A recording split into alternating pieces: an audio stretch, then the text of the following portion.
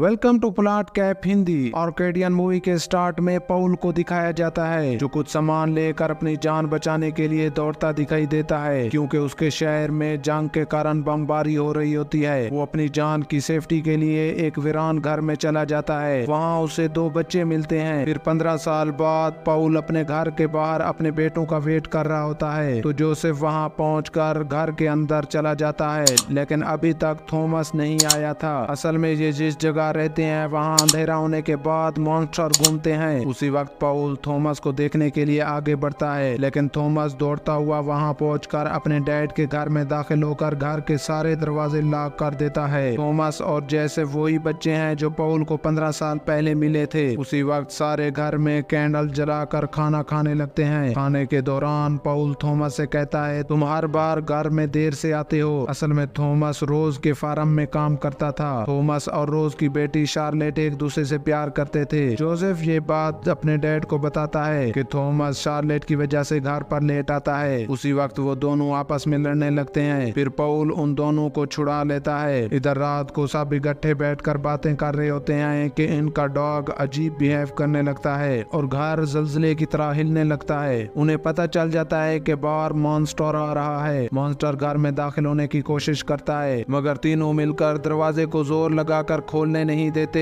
कुछ देर बाद वो मॉन्स्टर वहां से चला जाता है। फिर सुबह पॉल घर के दरवाजे को मजबूत बनाने के लिए उसे तोड़कर रिपेयर करता है। इधर जोसेफ ने अपने हाथों से गाड़ी बनाकर अपने डैड और अपने भाई थॉमस को सैर करवाता है। फिर सैर के बाद डैड को घर छोड़ते हुए थॉमस के साथ काम के लिए रवाना हो जाता है। थॉमस को शार्लेट के फार्म हाउस पर ड्रॉप करते हुए कहता है, मैं शाम को तुम्हें लेने के लिए आऊंगा और घर इकट्ठे चलेंगे। फिर अपने काम पर चला जाता है। दूसरी तरफ जोसेफ वहां पहुंचकर अपना काम कर रहा होता है कि बहुत सी मक्खियां उन पर हमला कर देती हैं, लेकिन जोसेफ को कुछ नहीं होता। फिर काम खत्म करने के बाद गाड़ी पर अपने भाई थॉमस को लेने के लिए जाता है। उधर थॉमस अपना काम मुकम्मल करने के बाद वो जंगल के रास्ते से दौड़ता हुआ घर की तरफ रवाना होता है। उसी दौरान पांव फिसलने के कारण एक खाई में जा गिरता है। जब जोसेफ शार्लेट के फार्म पर जाता है तो थॉमस वहां से जा चुका था। जोसेफ जब घर पहुंचता है तो डैड थॉमस के बारे में पूछते हैं, थॉमस क्या आपके साथ नहीं आया? जोसेफ कहता है वो वहां से चला गया था। उसी वक्त पॉल जोसेफ को घर पर छोड़कर अपने डॉग के साथ थॉमस को ढूंढने के लिए जंगल की तरफ निकल पड़ता है। थॉमस को ढूंढते ढूंढते रात हो जाती है। आखिरकार थॉमस एक खाई में मिलता है तो पॉल उसे बाहर निकाल कर पूछता है, तुम खाई में कैसे गिरे? थॉमस जवाब देता है, मेरा पाँव फिसलने के कारण मैं खाई में गिर गया था। रात ज्यादा होने के कारण दोनों जंगल में अपनी सेफ्टी के लिए एक गार में रुक जाते हैं। इधर जोसेफ इनका इंतजार करते हुए सो जाता है। उसी वक्त मॉन्स्टर डोर को अनलॉक करके जोसेफ पर हमला करने वाला होता है, तो उसी वक्त ऊपर से पिंजरा गिरता है जिससे मॉन्स्टर कैद हो जाता है। तो फौरन जोसेफ की आंख खुल जाती है। दूसरी तरफ पॉल और थॉमस जब गार में होते हैं, अचानक वहां जल्जला आने लगता है, तो पॉल का डॉग जोर जोर से भौंकने लगता है। पॉल को पता चल जाता है कि बाहर मॉन्स्टर आ रहे हैं। मॉन्स्टर गार में हमला करने वाले ही होते हैं कि उसी वक्त पॉल मॉन्स्टर पर ब्लास्ट कर देता है, जिसके कारण खुद भी जख्मी हो जाता है और मॉन्स्टर भी मर जाते हैं। फिर सुबह जोसेफ अपने भाई और डैड को ढूंढने के लिए जंगल की तरफ निकलता है, तो वो उसे जख्मी हालत में मिलते हैं। उसी वक्त जोसेफ अपने डैड और भाई को गाड़ी में बिठाकर घर ले आता है। पॉल की हालत बहुत खराब होती है। फिर जोसेफ थॉमस को मॉन्स्टर दिखाते हुए कहता है, मैंने इसे रात चकमा देते हुए कैद कर लिया। थॉमस जोसेफ के मना करने के बावजूद मॉन्स्टर को इस पिंजरे से बाहर निकाल देता है। उसी वक्त मॉन्स्टर थॉमस पर हमला कर रहा होता है कि जोसेफ पीछे से उस पर वार करता है। फिर जोसेफ और थॉमस मिलकर उसे मार देते हैं। उसके बाद वो अपने डैड के इलाज के लिए शार्लेट के डैड के पास मेडिसिन लेने के लिए जाते हैं, लेकिन रोज उन्हें मेडिसिन देने से इनकार कर देता है। उसी वक्त जोसेफ अपने डैड को लेकर घर की तरफ रवाना होता है, लेकिन थॉमस शार्लेट के घर रुक जाता है। फिर सुबह थॉमस शार्लेट से कहता है, अगर तुम्हारे डैड ने मेडिसिन ना दी तो मेरा डैड मर जाएगा। फिर शार्लेट थॉमस को अपने डैड से छुपकर मेडिसिन देती है। थॉमस मेडिसिन लेकर वहां से जा रहा होता है कि रोज उन पर गन तान कर रुकने का कहता है, तुम मेरी मेडिसिन चुरा कर क्यों जा रहे हो? थॉमस कहता है, ये मेडिसिन मुझे तुम्हारी बेटी ने दी है। अगर मैं टाइम पर घर ना पहुंचा तो मेरे डैड की डेथ हो जाएगी। फिर रोज थॉमस को पकड़कर गैराज में बांधकर उस पर शूट करता है, मगर खुशकिस्मती से निशाना खता होकर थॉमस की बजाय रोज के आदमी को जा लगता है। फिर रात को मॉन्स्टर रोज रोज के कमरे में घुसकर रोज और उसकी वाइफ पर हमला करके मार देते हैं। उसके बाद मॉन्स्टर गिराज में घुसकर रोज के सभी आदमियों को भी मार देते हैं। जैसे ही थॉमस पर हमला करने वाले होते हैं तो शार्लेट वहां आकर थॉमस को बचाकर वहां से चली जाती है। फिर सारे घर में आग लग जाती है। दूसरी तरफ जोसेफ को घर के बाहर कुछ आवाजें सुनाई देती हैं। जब वो डोर खोलता है तो वहाँ थॉमस और शार्लेट होते हैं। फिर थॉमस जोसेफ को बताता है मॉन्स्टर ने वहाँ सबको मार दिया, मगर हम दोनों बचकर वहाँ से भाग निकले। उसी वक्त थॉमस जोसेफ को अपने डैड के लिए मेडिसिन देता है। जोसेफ अपने डैड को मेडिसिन खिलाते हुए कहता है मॉन्स्टर के हमले बढ़ते जा रहे हैं। तो पाउल अपने बेटों को मॉन्स्टर से फाइट करने के लिए तैयारी का कहता है। फिर वो सब लड़ने के लिए पूरे घर में पेट्रोल छिड़क देते हैं। असल में ये इनकी चाल होती है ताकि मॉन्स्टर वहाँ आकर थॉमस पर हमला करके उसे मारने वाला ही होता है कि शार्लेट गन से फायरिंग करके थॉमस को बचाते हुए वहाँ से चले जाते हैं। पाउल की तबीयत बेहतर होने के बाद वो मॉन्स्टर पर शूट करता है। उसी वक्त बहुत से मॉन्स्टर वहाँ आकर हमला कर देते हैं, मगर पाउल, जोसेफ, शार्लेट और थॉमस पूरे घर में आग लगाकर वहाँ से गाड़ी पर बैठकर चले जाते हैं। आग लगने के कारण सारे मॉन्स्टर मर जाते हैं। फिर वो सब दूसरे सिटी शिफ्ट होकर सुकून की जिंदगी गुजारते हैं। यहीं पर मूवी का दी एंड होता है। इस तरह की नई मूवी देखने के लिए हमारे चैनल को सब्सक्राइब करें।